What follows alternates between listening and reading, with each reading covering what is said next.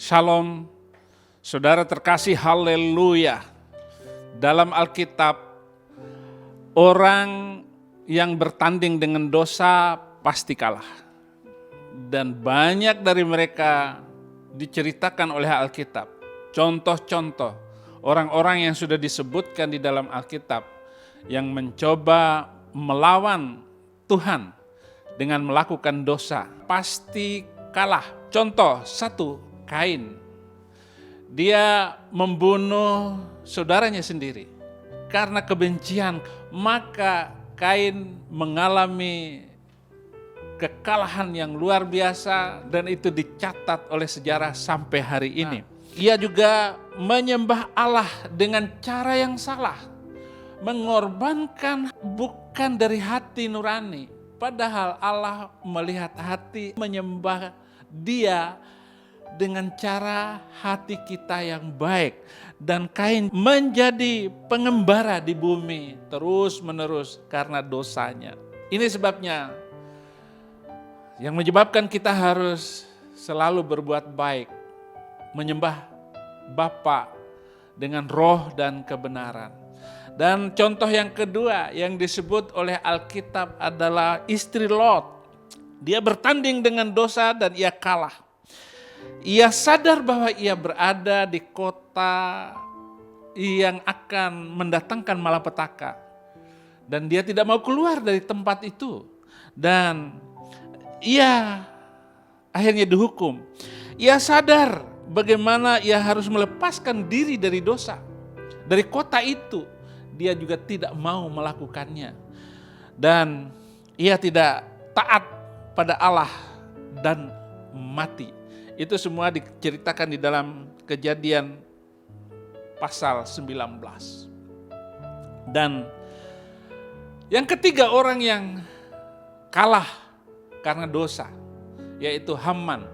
Haman, ia adalah Perdana Menteri Raja Ahasveros.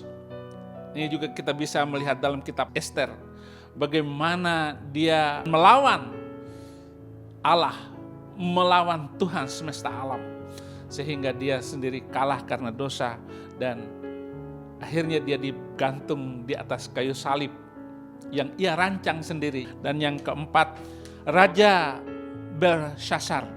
Dia bertanding dan kalah karena dosa. Ia tidak dapat mengendalikan diri dan ia tidak memiliki karakter yang baik.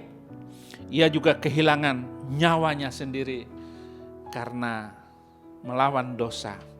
Dan yang kelima adalah orang yang kaya bertanding dengan dosa. Sebesar apapun kekayaannya, dia akan kalah.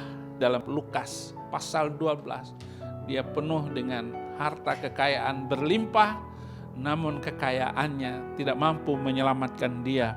Dan ia tidak pernah melihat Allah dalam apapun hidupnya di dunia. Oleh karena itu, saudara-saudara, orang yang kaya disebut susah masuk surga. Lebih gampang onta masuk lubang jarum daripada orang kaya masuk surga. Tetapi orang kaya yang menggunakan harta kekayaannya melayani Tuhan, pasti dia akan mengalami kelebihan-kelebihan, keutamaan-keutamaan di dalam Tuhan, dan anak cucunya akan diberkati berlimpah-limpah. Setiap orang yang percaya, yang menjauhkan diri dari dosa, maka dia akan menang.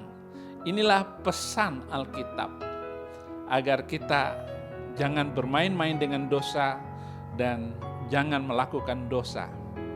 Karena setiap orang yang berdosa di dunia saja, dia akan mengalami keruntuhan, kekalahan, dan apalagi nanti di hari akhirat, dia tidak akan bersama dengan Yesus Kristus. Berbahagialah orang yang menang melawan dosa. Kita berdoa. Bapa, terima kasih untuk firman-Mu. Biarlah kami semakin hari semakin merendahkan diri di hadapan kebesaran dan kemuliaan-Mu. Terima kasih untuk firman-Mu, terima kasih untuk Injil-Mu. Biarlah Injil ini ditebarkan, disampaikan sampai ke pinggir-pinggir pantai di seluruh Indonesia. Terima kasih Indonesia bagi Kristus.